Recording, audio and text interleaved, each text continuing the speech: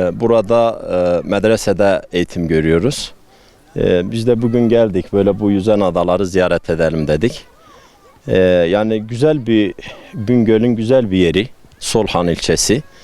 Yüzen adalar gerçekten yani piknik açısından maneviyatı, Cenab-ı Allah'ın hikmeti yani çok güzel bir yer.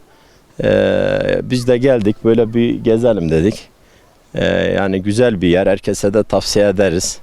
Gölün ortasında yani toprağın böyle kendi kendine gitmesi, altta da balıkların olması, derinliği de bayağı var. Yani güzel bir yer. Maneviyatı da yüksek gerçekten. Cenab-ı Allah kainatı yaratmış, kendi cemalini kuluna tanıtmak yani. Cenab-ı Allah diyor kainata bakıp beni tanıyabilirsiniz. Biz beşer de yani Cenab-ı Allah'ı arayıp bulmamız için böyle kainata bakmamız lazım. Yani bu işte diyelim ki yüzen adalarda vesaire diyelim bir ağacın yaz ortasında çiçek açması, kuru olması, işte kışın sulu olmasına rağmen yaprak açmıyor, o ağaç kendini hemen çekiyor bir araya. Yoksa kışın don tutar, o ağaçlar hepsi imha olur. Ama bir ağaç Rabbini dinliyor, kışın suyunu çekmiyor, yazın kupkuru bir sudan, nemden çekip meyve alıyor. Yani bu bizim için kupkuru bir ağaçtan bir meyvenin gelmesi, işte diyelim suda balıkların yüzmesi, bize bir rızık olarak gelmesi, bunlar hepsi Cenab-ı Allah'ı bize tanıttırıyor. Bizim de Allah'a olan yani bağlılığımız neyle geliyor? Tabii ki namazla geliyor, ibadetle geliyor, tefekkürle geliyor yani. Yani ben herkese tavsiye ediyorum, gelip görmek lazım. Hem yani şöyle diyeyim, insan hep binalarda oturmaktan, şehir içinde arabaların gürültüsünden yani böyle bir yere gelip böyle ferahlaması da ayrı bir şey yani. Hem psikolojik olarak hem de onu tefekkür etmek de ayrı bir sevabı var yani. Aslen Nevşehirliyim. Almanya'dan geliyorum. Arkadaşlarım burayı tavsiye ettiler. Yaklaşık 700 kilometre yol yaptık. Bu doğa harikasını görmek için gerçekten mükemmel bir yer. Yani Türkiye'nin çoğu bir yerini gezdim, Avrupa'yı da gezdim ama böyle bir yer görmedim. Mükemmel bir yer. Tavsiye ederim arkadaşlara. İlk etapta inanmak istemedim gerçekten adaların yüzüp yüzmediğini ama arkadaş sağ olsun üzerine bizi gezdirdi. Gerçekten de yüzüyor. İnsan biraz başı döner gibi oldu ama sonradan alışıyor. Evet. Yüzen ada 3 parça çimden oluşan bir adadır. Yani doğal olarak yapımı bu şekildedir. Çok güzel bir havası var. Yani serin. İnsanlar genellikle yurt dışından geliyorlar. Farklı illerden olur. İstanbul, Bursa, Ankara gibi yerlerden geliyorlar yani. Çoğu da mesela yurt dışından buraya tatile gelip de görenler var. Yani merak edip gelip havasını almak isteyenler var. Merak edip bu çimlere çıkmak isteyenler var.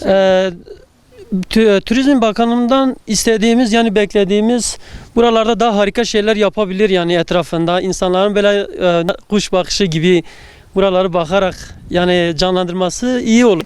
Şu anda gemi nasıl suda yüzüyorsa biz de o şekilde yüzerek öbür çimlere yaklaşmaya çalışacağız, öbür adalara.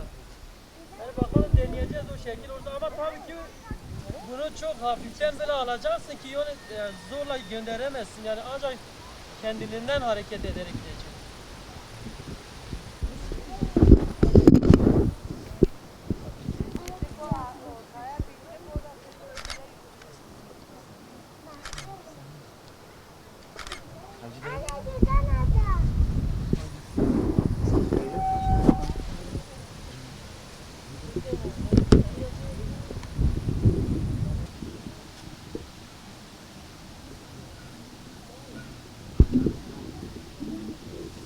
Kocaman gemiyi hareket ettirmek biraz zor oluyor ama şimdi öbür adaya yaklaşacağız bak. Şimdi bu adaya yaklaşacağız. Enişte yardım edin. Bak. Çok sağlam çimlere benziyor. Yoksa normal çimler bu şekilde hayatta suyun üstünden yüzemez yani.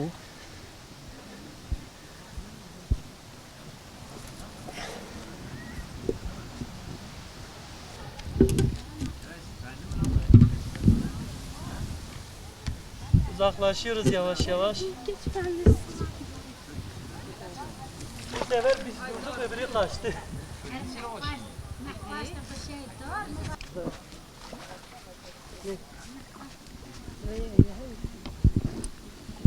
Çok derindir. Bu derin olmasa bu çim adacıklar böyle kolay kolay hareket edemez. İlk üstüne çıktık adacıkların.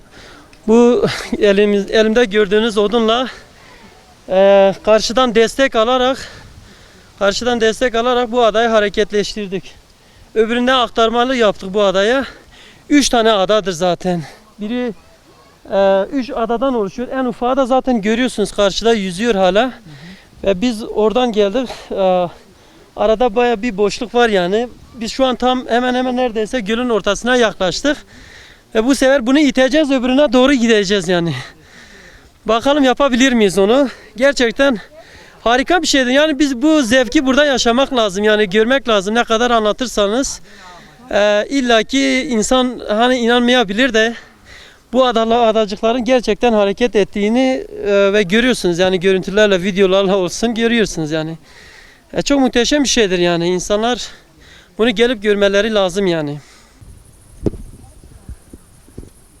Şimdi bunu hareketi öbürüne doğru gideceğiz.